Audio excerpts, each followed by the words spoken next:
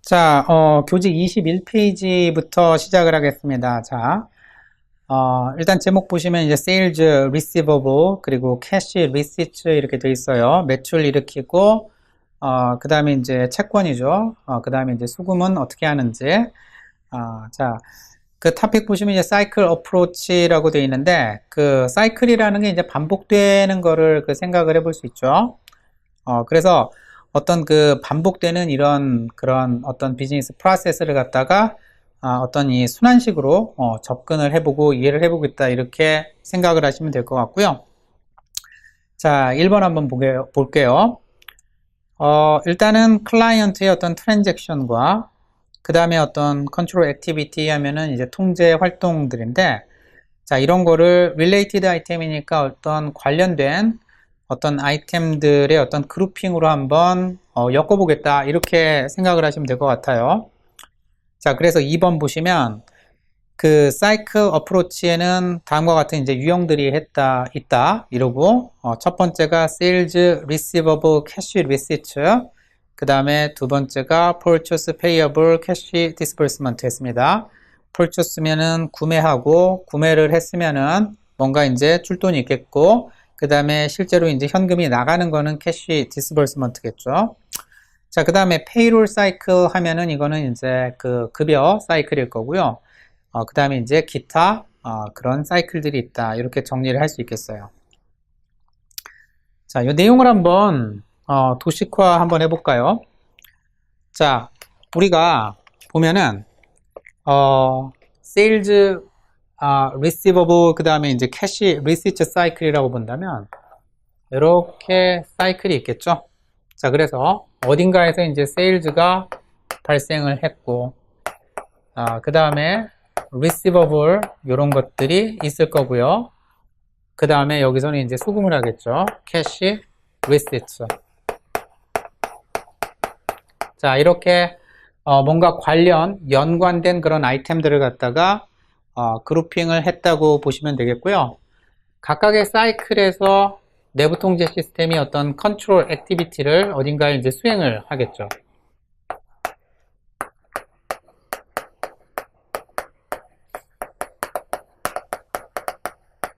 자, 요렇게.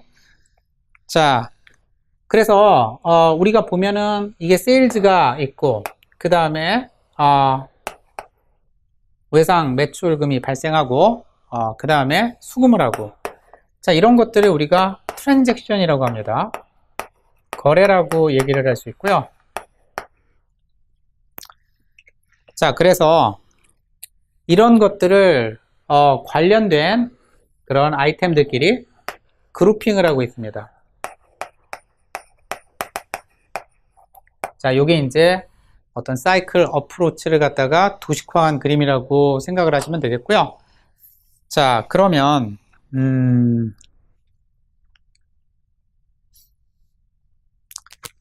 자, 그 밑에 그 조직도가 나와 있는데요. 그 조직도 간단하게 좀 설명을 드리겠습니다.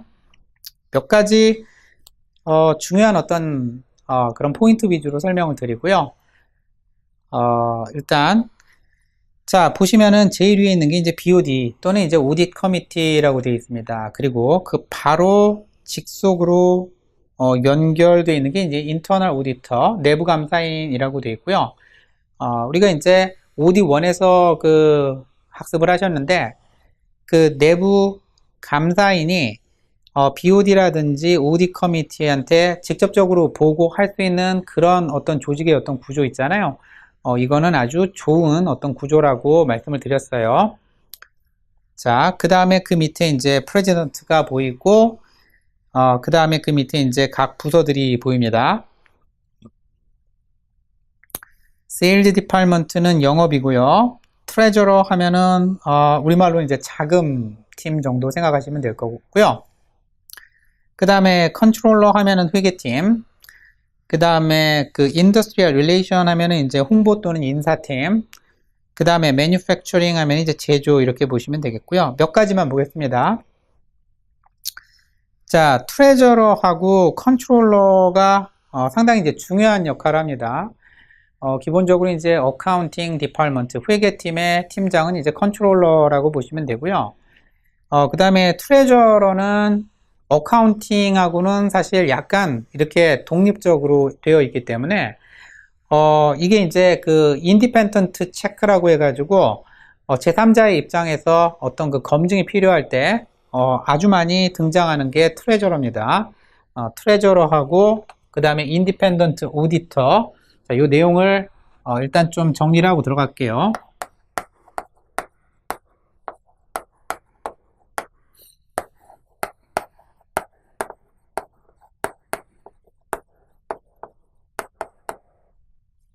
인디펜던트 인터널 오디터죠.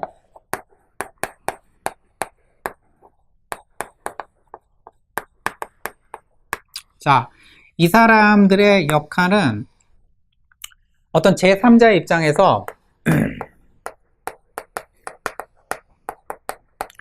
인디펜던트 체크의 기능을 갖는다. 이 정도로 일단 말씀을 드리고요. 좀 더 그 자세한 내용은 해당 내용이 나왔을 때 좀 더 자세하게 한번 내용을 보겠습니다. 어카운팅 팀장을 갖다가 컨트롤러라고 한다고 하면 트레저러는 어카운팅 디파트먼트하고는 약간 구분이 돼 가지고 어카운팅 디파트먼트에서 일어나는 일들을 갖다가 제3자 입장에서 좀 이렇게 체크할 수 있는 그런 기능이 있다. 이 정도 정리하세요. 자, 트레저러는 자금이니까 어떤 현금에 그 손을 댈 수 있다. 이렇게 보시면 되고요.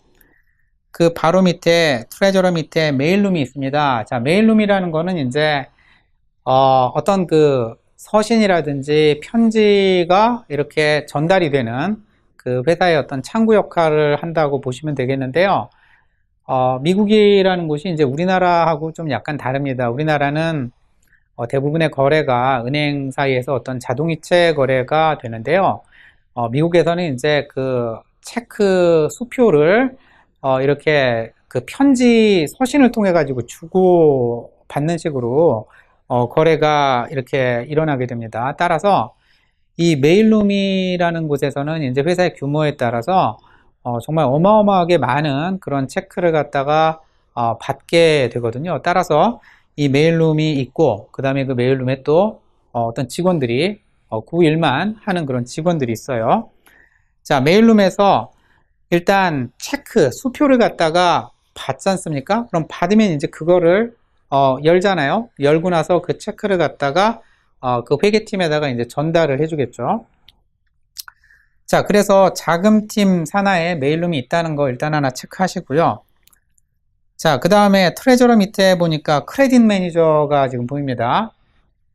자, 이 크레딧 매니저라는 거는 이제 그 신용을 평가하는 그런 관리자라고 보시면 되겠고요. 크레딧 팀이 또 트레저러 밑에 있다는 것도 또 요것도 좀 주지를 하시면 좋겠습니다.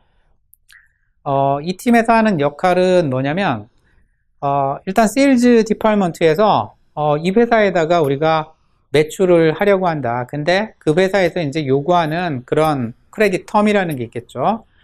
그래서 뭐 대금 결제 일을 갖다가 예를 들어서 30일을 하겠다, 60일을 하겠다, 뭐 이런 게 있을 겁니다. 자, 그러면 그 역할을 갖다가 영업부서의 팀장이 마음대로 그 결정을 할 수 있게 해주면 안 되죠. 왜냐면 영업부에서는 매출이 많을수록 그 실적이 높게 잡히기 때문에 사실 그 수금의 여부하고 상관없이 아주 공격적으로 영업을 할 수가 있거든요. 그래서 이제 나중에는 수금이 안 돼가지고 회사의 고잉 컨선에도 문제가 생길 수가 있습니다. 따라서 이 크레딧 매니저의 역할을 갖다가 세일 부서가 아닌 세일즈 디파트먼트가 아닌 그 트레저러 산하에다가 두는 거죠. 자, 거기서는 어떤 일을 하냐?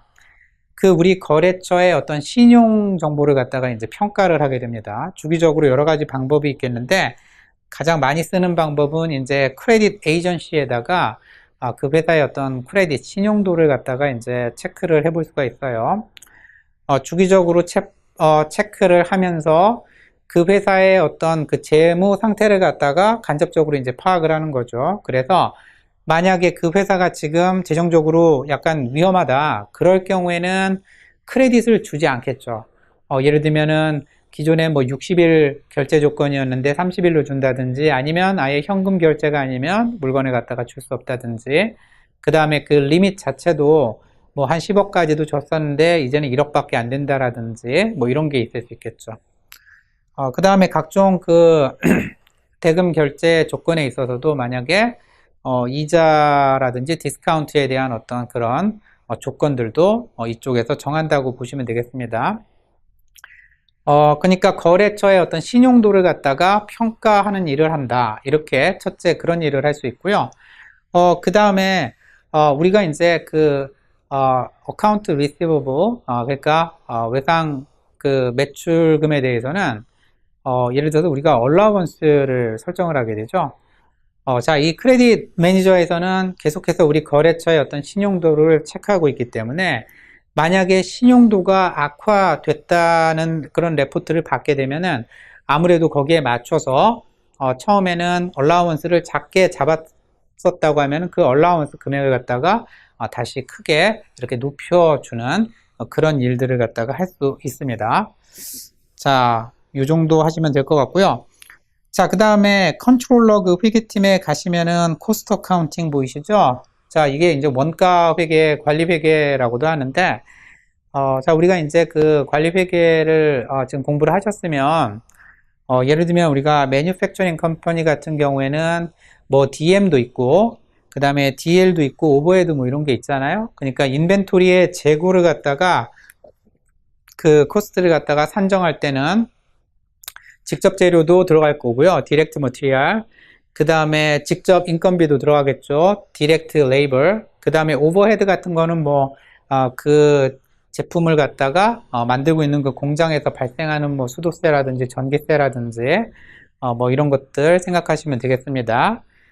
자, 디렉트 레이버 같은 경우에는 나중에 이제 페이롤 사이클 할 때 또 그 설명을 드리겠지만 잡타임 티켓이라는 게 있어요.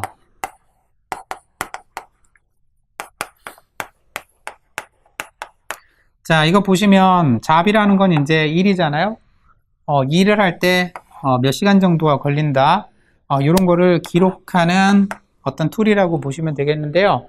자, 이런 잡타임 티켓 같은 거를 사용을 해가지고 우리가 인벤토리의 그 원가를 계산할 때 사용하는 그런 DL, Direct Labor Hour 이런 것도 여기서 관리를 한다. 이렇게 대략적으로 이해를 하시면 되겠어요.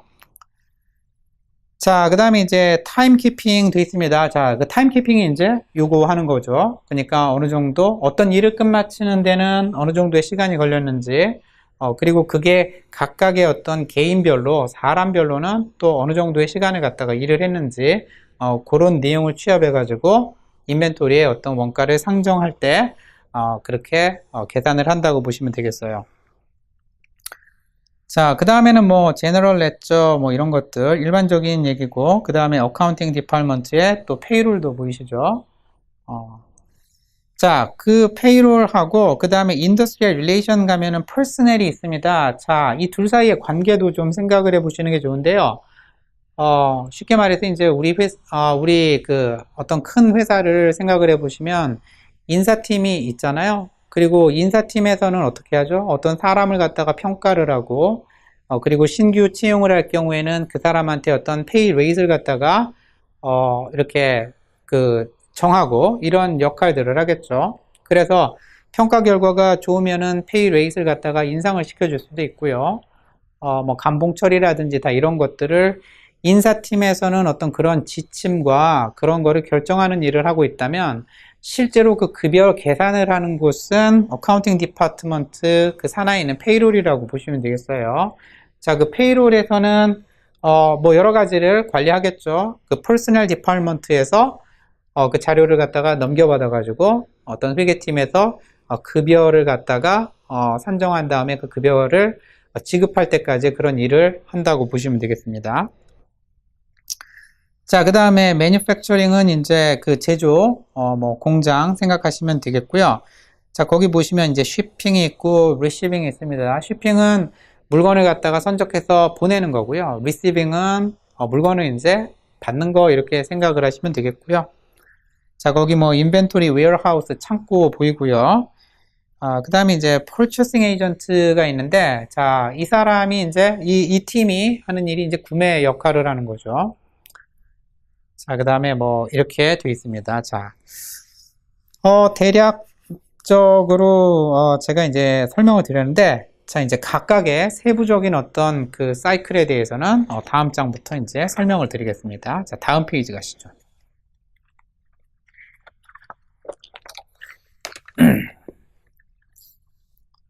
자, 첫 번째로 그 세일즈 사이클입니다. 자, 제목 보시면은 그 세일즈 사이클에 대해서 그 인터널 컨트롤, 내부 통제를 한번 검토해 보자 이거죠. 자, 이 그림이 상당히 좀 이렇게 참 그 처음에 이런 그림을 보면은 되게 좀 이렇게 낯설게 느껴질 수 있는데요. 차근차근 꼼꼼하게 하나씩 하나씩 차분히 읽어보시면은 그렇게 어렵지가 않습니다. 자, 이 내용을 자, 한번 설명을 드려볼게요. 자, 그 Financial Reporting Cycle이라고 했어요. 재무 보고를 하는 어떤 사이클이다 했고요. 맨 위에 보시면 Input, 그 다음에 Processing, Output 이렇게 가고 있죠. Input은 뭔가 입력이 돼서 그거를 처리를 한 다음에 그 다음에 산출물이 나온다 이렇게 되어 있고요. 인풋은 뭔가 그 소스, 다큐먼트 이렇게 되어 있습니다. 그죠? 어떤 그 소스가 될 수 있는 그런 자료들. 그 다음에 그 프로세싱은 어카운팅 레코드를 갖다가 기록해가는 과정이라고 보시면 되고요. 마지막으로 아웃풋은 그런 기록이 다 나온 다음에 이제 재무제표로 완성이 되는 거 생각해 보시면 되겠죠. Financial Statement요. 자, 그러면 인풋부터 보시겠는데, 자, 이게 글씨도 작고 해가지고 조금 어려우실 것 같으니까 일단은 이거를 다큐멘테이션 별로 해가지고 소스 다큐멘테이션 별로 해가지고 한번 정리를 하고 시작을 하겠습니다.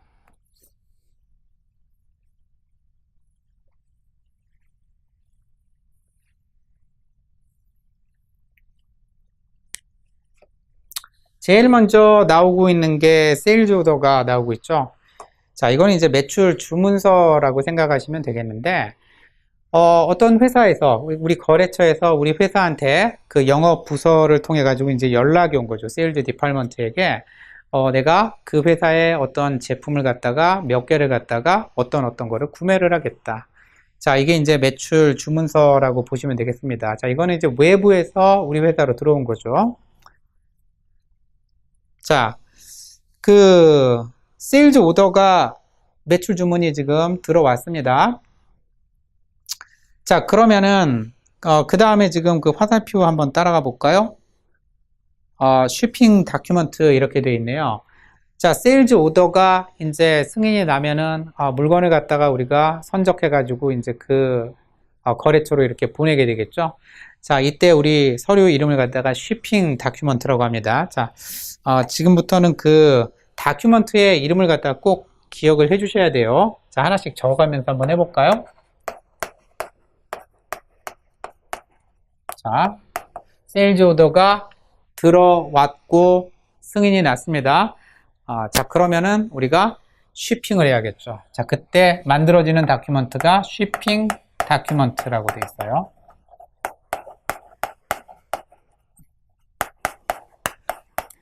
자, 물건을 보냈으면은 일단은 돈을 갖다가 수금을 해야 되잖아요. 자, 그래서 우리가 이제 송장을 갖다가 그 회사에다가 보내게 되겠죠. 자, 그래서 여기는 이제 세일즈 인보이스가 나가겠죠. 됐습니다. 용어 잘 기억을 해 주셔야 돼요. 자, 그 다음에 두 번째 한번 볼게요. 체크. 자, 그 다음에 리미턴스 어드바이스 이렇게 보이는데, 자, 인보이스가 만약에 나가게 되는 시점에 우리 회사에서는 뭔가 기록을 하겠죠. 뭐를 기록을 할까요? 세일즈 저널을 하게 됩니다.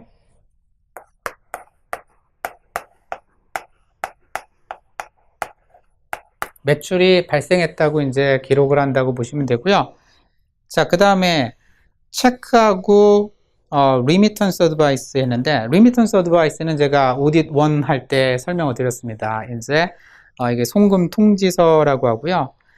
아까 제가 메일룸을 제가 설명을 드렸는데, 우리 회사의 메일룸에 그 우편을 통해 가지고 그 우편 봉투를 열어보면 체크하고 그 다음에 리미턴스 어드바이스가 있는 거죠. 자, 리미턴스 어드바이스라는 거는 우리가 이제 송금 통지서를 갖다가 그 고객한테 보내요. 그래서 당신들이 몇 월 며칠까지 얼마를 갖다가 우리한테 지금 보내셔야 합니다. 이런 얘기가 써 있는 게 이제 리미턴스 어드바이스고, 그 다음에 그 안에 리턴 인벨롭이 들어 있습니다. 자, 그러면 그 고객에서는 그 리턴 인벨롭에다가 그 리미턴스 어드바이스하고 함께 자기네들이 이제 수표를 갖다가 작성해 가지고 같이 함께 보내는 거죠. 자, 그래서 그거를 받은 게 되겠습니다. 자, 그거 두 번째 보시면은 체크하고 수표하고 그 다음에 리미턴스 어드바이스를 받은 거예요.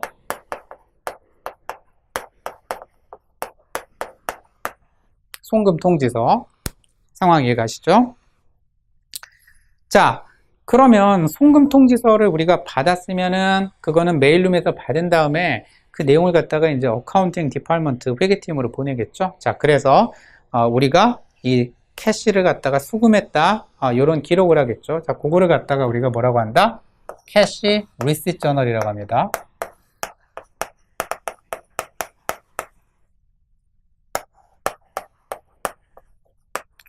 리시트라는 게 이제 수령이기 때문에 현금 수령에 대해서 분계를 끊는 거죠. 캐시 리시트 저널.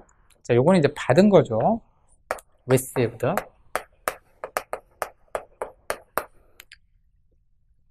자, 여기가 지금 인풋 데이터를 얘기하는 거예요. 인풋 데이터면서 소스 다큐먼트라고 했죠. 자, 그 다음에 그 세일즈 저널을 하고 그 다음에 캐시 리시트 저널 하고, 자, 요런 부분이 어디에 해당되냐면 이게 이제 프로세싱이 되겠죠. 됐습니다. 자, 그 다음에 이제 세 번째 볼까요? 자, 이번에는 purchase requisition 나오고요. 그 다음에 purchase order 이렇게 쭉 가는데, 자, 용어 하나씩 하나씩 천천히 할게요. purchase requisition 한번 보겠습니다. 자, 이게 뭘까요?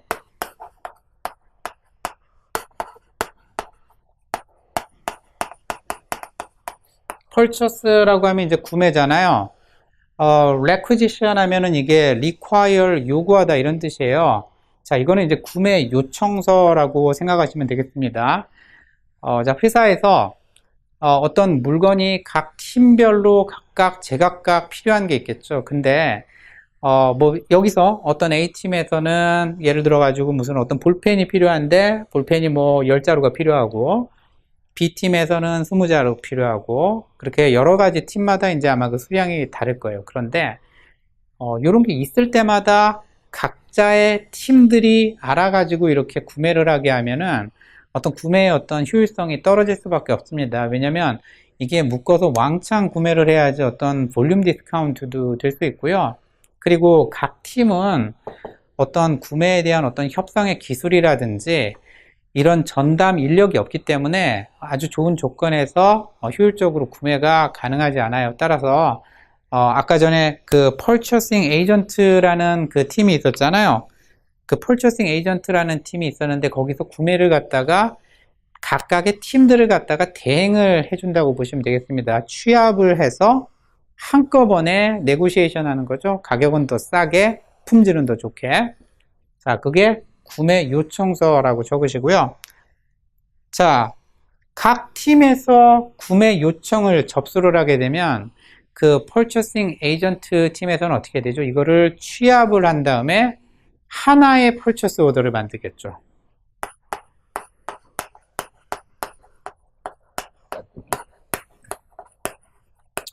자, 이거는 구매 주문서가 되겠습니다. 각 팀의 요구사항을 취합해서 하나의 구매 요청서를 작성해 가지고 만드는 거죠.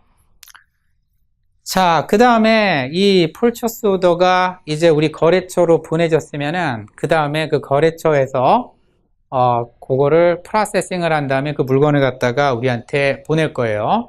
자, 물건을 보내면은 그거를 우리가 그 물건을 갖다가 검수를 하겠죠. 제대로 왔는지, 수량은 맞는지, 품질은 제대로 적절한지. 자, 그때 우리가 그 검수를 하고 나서 쓰는 게 receiving report, 검수 보고서, 인수 보고서 다 괜찮습니다.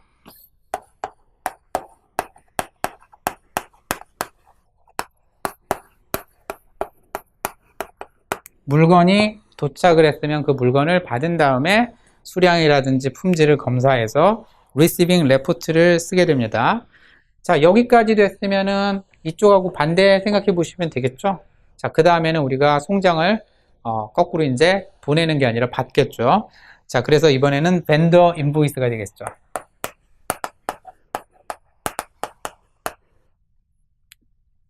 송장까지. 자, 그렇게 받았을 때, 자, 여기서는 이게 이제 일련의 어떤 구매 프로세스라고 보시면 되겠고요. 자, 여기까지 완성이 되면 우리가 purchase journal을 갖다 하게 됩니다. 자, purchase journal.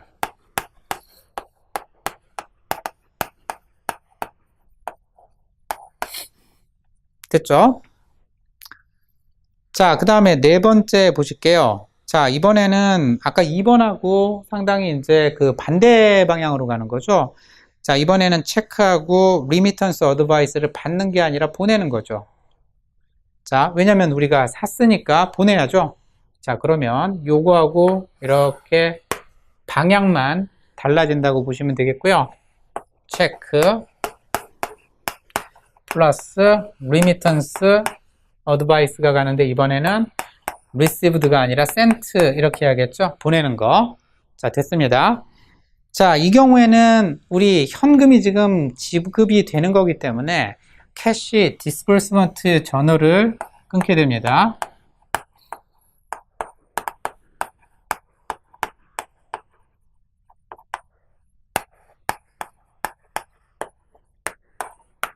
됐죠?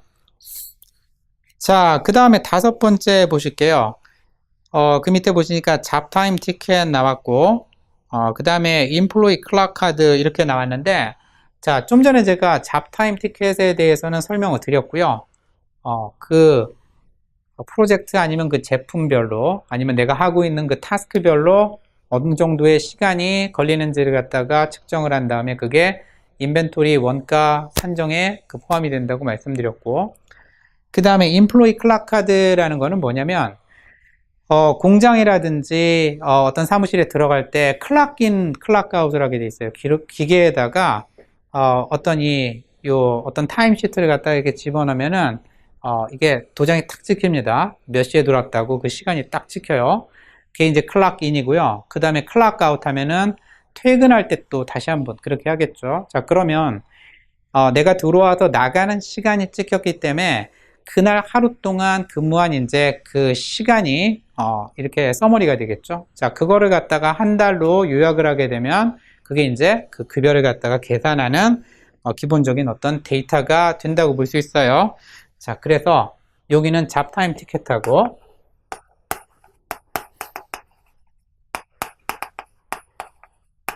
그 다음에 employee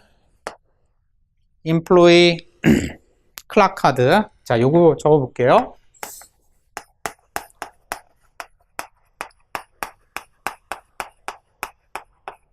자, 나중에 이제 좀 더 자세하게 설명을 드리겠지만, 어떤 경우가 됐든 간에 이 두 가지에 대해서는 그 슈퍼바이저의 어떤 승인이 나게 되어 있습니다.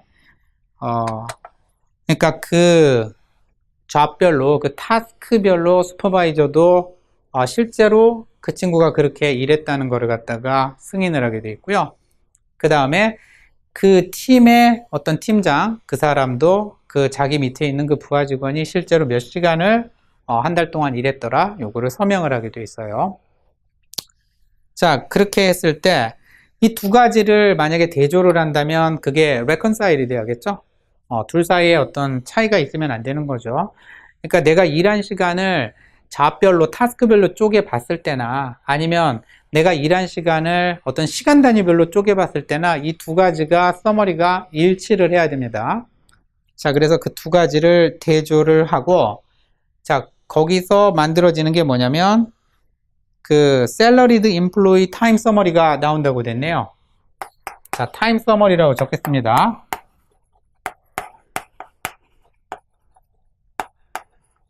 시간을 갖다가 총 근무 시간을 갖다가 요약한 거죠. 자, 여기까지 나오면은 이제 그 다음에 이것을 요 타임 서머리 시간에다가 그 개인별로 그 승인받은 어떤 그 레이트가 있겠죠. 시간당 얼마 이런 거. 자, 이런 거를 곱해 가지고 이제 페이체크가 발행이 되게 되는 거죠. 자, 페이체크는 저도 이제 미국에서 일할 때 이 급여를 갖다가 체크로 줍니다. 수표로. 그러니까 자기 은행에다가 이렇게 계좌 이체하는 개념이 없어요. 그래서 그 수표를 갖다가 받으면 그 수표를 내가 거래하고 있는 은행에다가 디파짓을 하면은 이제 그게 크레딧이 되는 거죠. 자, 페이체크를 발행을 하게 된다는 거. 자, 이렇게 하게 되면은 여기는 이제 페이롤 저널이 되겠죠. 급여를 기록하는 게 되겠죠. 자, 됐습니다. 자, 지금 제가 지금 설명드린 게 1번, 그 다음에 2번, 그 다음에 3번, 그 다음에 4번, 그 다음에 5번 이렇게 한 5가지 정도 설명을 드렸는데요. 자, 요 5가지를 우리가 뭐라고 하냐면 스페셜 저널이라고 합니다.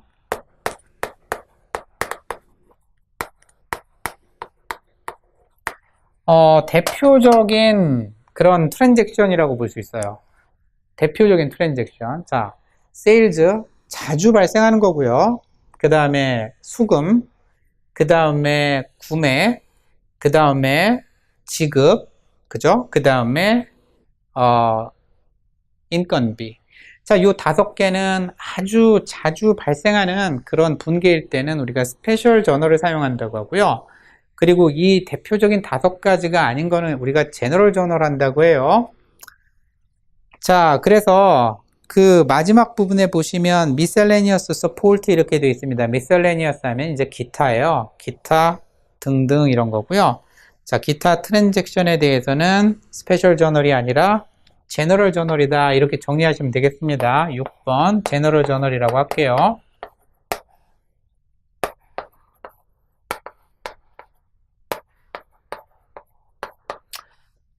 그러니까 자, 이쪽에다가 쓸 걸 그랬네요. 요 5가지에 대해서는 스페셜 저널이고, 그리고 요 5가지 이외의 기타 등등은 제너럴 저널이다. 자, 요렇게 정리하시면 되겠습니다. 자, 이렇게 해서 그 그림이 좀 어느 정도 이해가 가셨으면 좋겠고요. 자, 지금 제가 이제 프로세싱까지 했고요. 자, 거기 보시면 지금 이 기타 뭐 이런 것들 요 전체 여기서 여기까지 이렇게 저널이 됐는데 그 다음에 이 저널들이 지금 어디로 가고 있습니까? 제너럴 레저로 들어가고 있죠. 자, 제너럴 레저로 들어가요. 여기서 GL로 들어간다는 거 됐습니까? 자, 그 다음에 제너럴 레저 간 다음에 그 다음에 어디로 가죠? Working Trial Balance로 가고 있죠. 되셨죠? 자, 그 다음에 Working Trial Balance 그 다음에 어디로 가죠? 그 다음에 Financial Statement로 간다는 것까지 되셨습니까? 자, 그래서 아웃풋에 보시면은 Financial Statement의 Balance Sheet, Income Statement, Statement of Cash Flow가 그 다음 단계라는 거. 자, 되셨고요.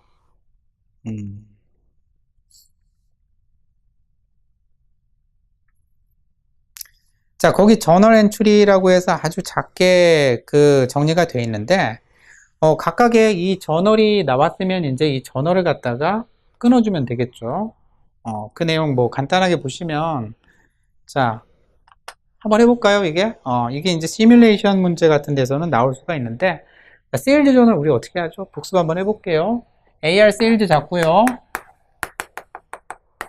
세일즈 잡고요. 그 다음 어떻게 하죠? 인벤토리 나가고 CGS 잡아주죠? CGS하고 인벤토리. 자, 요게 이제 세일즈 저널 분개하는 거겠죠. 자, 그 다음에 여기는 이제 캐시 리시트 저널 이거 간단하죠? 캐시 잡아주고 그 다음에 AR 줄여주고요. 자, 여기는 캐시 잡아주고, 그 다음에 AR 줄여주고요. 됐습니다. 자, 그 다음에 펄처스 저널 이런 건 어떻게 하나요? 펄처스 잡아주고 AP 잡아주면 되겠죠? 펄처스 잡아주고 AP 잡아주고. 자, 이거는 이제 외상 매입 생각하시면 되겠습니다. 자, 그 다음에 그 캐시 이번에는 디스버스먼스 저널이거든요. 자, 이거는 이제 현금이 지급되는 경우이기 때문에 자, AP 줄여주시고 캐시 나가면 되겠죠.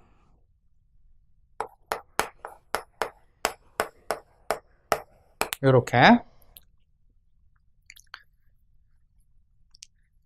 자, 그 다음에 5번째 보시면은 자, 이거는 어떻게 될까요? 그 샐러리가 나가는 경우도 있어요. 샐러리 익스펜스가 잡힐 수도 있지만 하지만 그 아까 제가 코스트 어카운팅에서는 이제 그 재고의 어떤 그 코스트에다가 더해준다고 말씀드렸잖아요. 자, 그렇기 때문에 이쪽에서는 캐시가 나가고 이쪽에서는 샐러리 익스펜스하고 워크인 프로세스 잡아주면 되겠습니다. 자, 요거 한번 정리해 볼까요? 자, 여기 하시면 자, 샐러리 익스펜스 잡아주시고요. 그 다음에 캐시는 나갔겠죠. 급여를 갖다가 줬기 때문에. 자, 그 다음에 자, 이 샐러리 익스펜스 같은 경우에는 월급을 받는 직원이고요. 그 다음에 이제 공장에 있는 직원들은 어떻게 되죠? 공장에 있는 직원들은 DL로 들어갈 거기 때문에 이거는 워크인 프로세스로 잡아주면 되겠어요.